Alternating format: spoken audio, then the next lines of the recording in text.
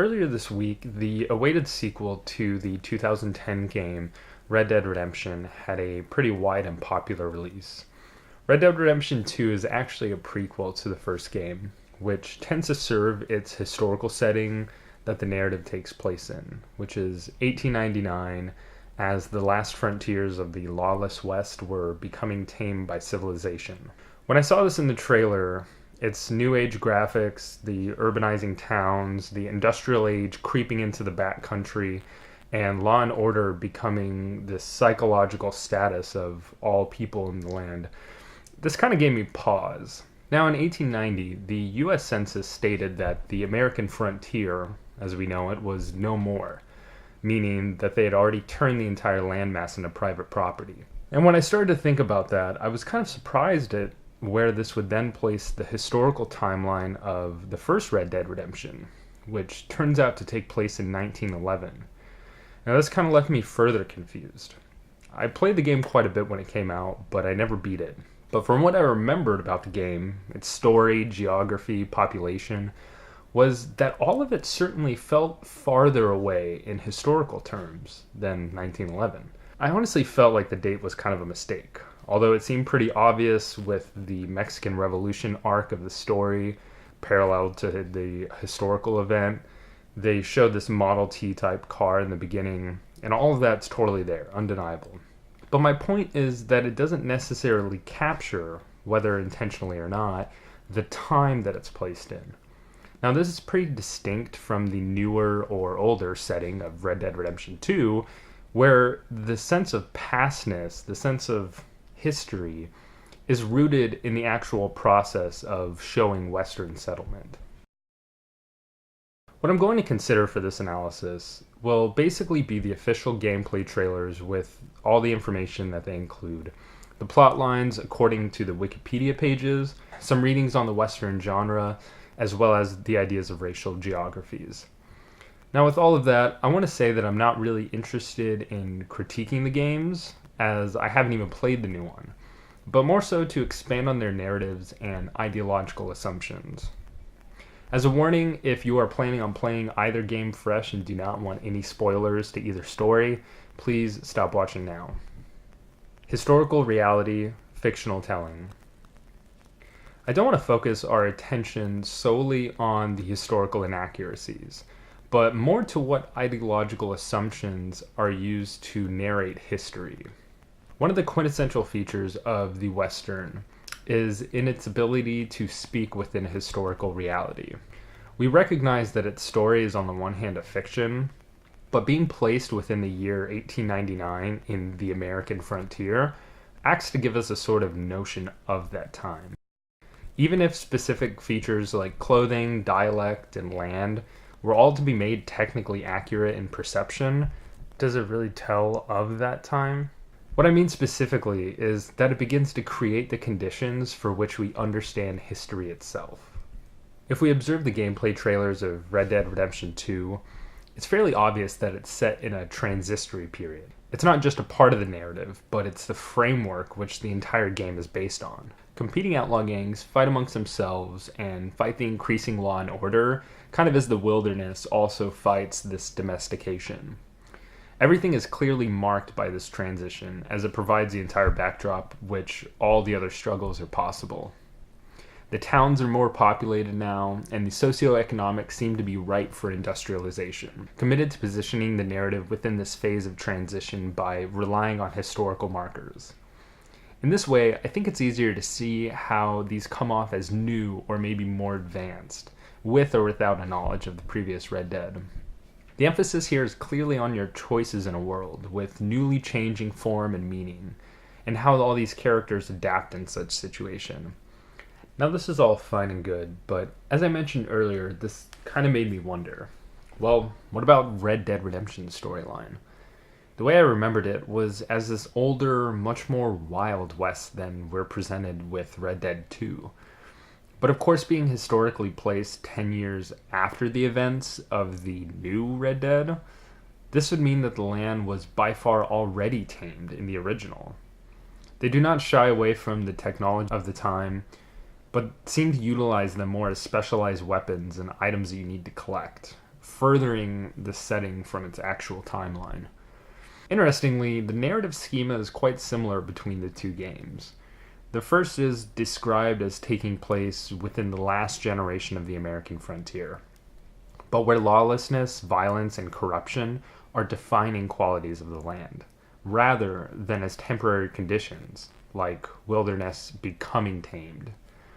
Land has long been occupied, yet it still breathes this kind of unrelenting violence. This is in contrast to the stage of transition we are swept up by with the new game, which again takes place 10 years earlier. The storyline is also in contrast to Red Dead 2, where our character experiences nothing of his own volition, and is undertaking his journey altogether because his wife and child are being held hostage by the state.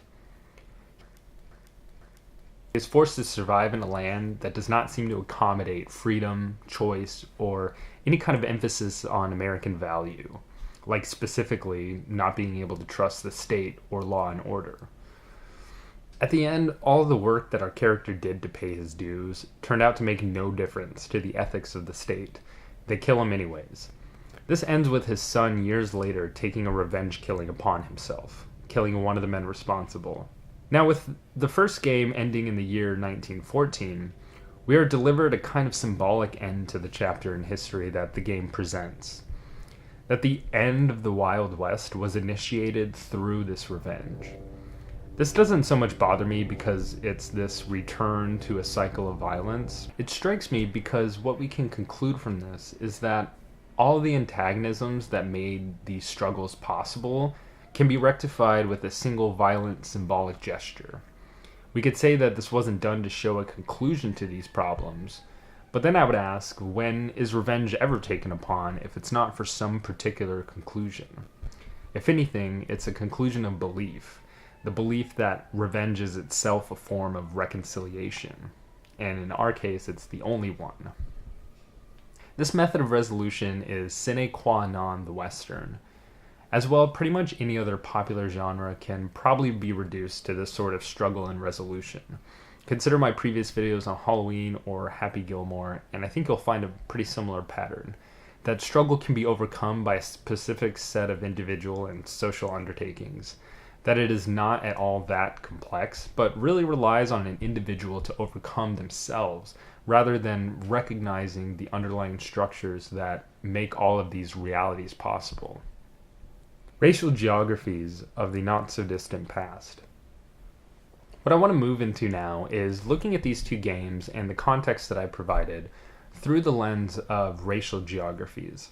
And this is put forth by Maria Josefina Saldana Portillo in her book Indian Given, Racial Geographies Across Mexico and the U.S. Here she pulls historical documents, court cases, and film to outline the perceptions that she refers to as the Indio Barbaro. I'll try and summarize this idea. During the Spanish colonization of Mexico, they, like all other colonial expeditions, were confronted with violent resistance from the native tribes they were attempting to colonize and dispossess of their lands. This led to actual debates in Spain in which they argued over whether indigenous habitants had humanity. They concluded that they did, but that they were like children in the sense that they were unaware of their creator and had the opportunity to be saved. However, if they refused this, they were rejecting God and colonial rule, and will become synonymous with unruly violence and barbarity. Racial difference was further made through diversity, when Mexico placed bounties on the Indio Barbaro, which would convene those from various backgrounds to unite against the occupying natives. The ongoing colonization and the making of the mestizo as part of the national character of Mexico would further create this racial difference, with the perception of the colonized person as a Mexican and the barbarous person as a native, despite their necessary common ancestry.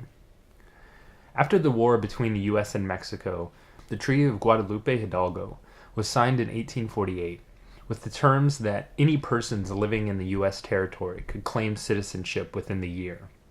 This would lead then to court cases in which U.S. courts in the region would be further defining racial categorization according to skin color and an understanding of one's background, which acted to further isolate the Indio-Barbaro.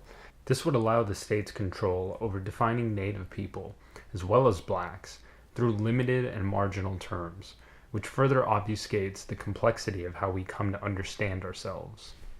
Although numerous towns along the border in what was New Spain were founded in part by persons with African ancestry, their identity as Afro-Mestizo is ignored. As these modes of racial categorization prevailed, the perception of the barbarian would only become further tied to those whose race or ethnicity was more ambiguous. The very act of not being able to categorize a person by race becomes itself a trait of barbarity. Consider for a second how we profile terrorists. An additional stipulation in the treaty was that the U.S. would help to prevent and punish native raids, in which Mexico considered the U.S. to have at one point encouraged. Thus, the common enemy of the nation-states, in regards specifically to race, had been named. All of this begins 50 years before Red Dead Redemption 2 takes place. Again, this was a very short summarization of the contents of the book, and I would strongly urge you to refer to it for more information. The reasons that we understand Red Dead 1 to come off as from a distant past despite its chronology rests on this specter of the Indio-Barbaro within this racial landscape. In the game, we go into a volatile region of Mexico, the kind of place where revolutions ferment. We fight off various corrupting actors, while an overarching honor system benefits either ethical decision we make. It's a little bit unlike Red Dead 2, where I've been told it's nearly impossible to get away with some crimes, or for them to really be forgotten, which kind of confines this certain type of lawlessness to a region that's much farther south and much more distinct or racialized. If we compare this to the geographies present in Red Dead 2, we're painted a much different picture. One where law is becoming inescapable in a kind of a nostalgic way, as a contrast of civilization and nature is more realized. They never use the term nature as far as I can tell, but I can't help but feel this is what they mean when they refer to the wild and untamed land of the northern frontier. It's true that Montana and Wyoming had some of the smallest populations at that time, but the frontier as such had been long drawn out by now. So if it's not an actual historical marker that paints this geography in terms of progress and industrialization, then what is it? Well, much like the racial geographies of the borderlands that fulfill the settings of Red Dead Redemption, the grisly and harsh forces of nature are what epitomize this changing landscape, specifically because society is seen here, now, which is proof itself that the land is already under construction. Although it may seem like we've detached ourselves from the racial geographies as we've moved north beyond the borderlands, we really have not. As I mentioned, the reason that the setting is able to speak to progress, modernity, and whatnot is because it's placing this untouched land at the foot of settler colonialism, seemingly for the first time. But if the conditions for modernity are just land occupation, then modernity must have always existed. But of course, we know that when we speak of modernity, we speak of the expanding notions of Western civilization or colonialism taking hold, not simply this human population. If it were to refer to a human population, a quick Google search demonstrates evidentially that Native people have occupied the land for far longer than Arthur Morgan or any outlaw would have. We are placed on the brink of industry and technological advancement, as we are afforded access to both progress and barbarity within this rigid ethical system. This is of course in contrast to Red Dead 1, which takes place in a violent purgatory, in which ethics are left to be defined individually rather than socially. Wrapping up, anxiety and struggle in a racial landscape. When factual accuracy comes to seem inconsequential, novels emerge to do the narrative work that history refuses. Viewers and readers of the Western still lack, a conviction that Western history mattered. Instead of attempting to modify belief with historical truths, Then the Western's public accommodates itself to the self-referential dictates of a flexible genre. Like other escapist narratives, Westerns map out anxieties about conditions from which people want to escape, anxieties that change with time, as do their imaginative solutions. What Mitchell describes is partly what I've been trying to get at with this video essay, that being placed in history does not necessarily mean Westerns are telling of history.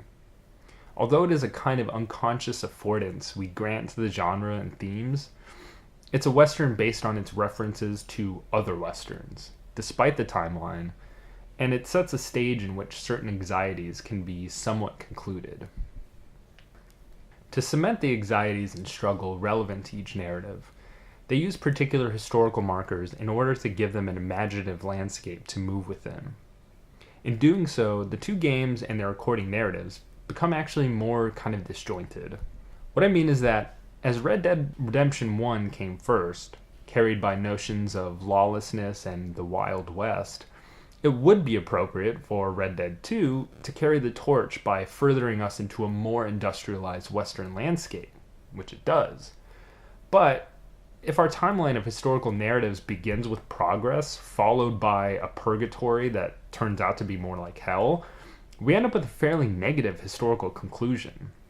Though I'm not really sure that the game was trying to draw on that. Instead, I think we can look to Mitchell to see that Westerns are not concerned with history, but only narrating it through anxieties of conditions from which people want to escape. Anxieties that change over time, as do their solutions. Red Dead 1 then shows the price of civil society. That in order to establish and move beyond these loose ethical principles, one must learn to survive in the lawless landscape. We come to find that there really is no survival, only revenge. The outlaw can only be reformed through death, and those unprincipled ethics that govern land cannot really be understood. In contrast, Red Dead 2 struggles not with civil society, but with the interpersonal politics that are occurring within this new society.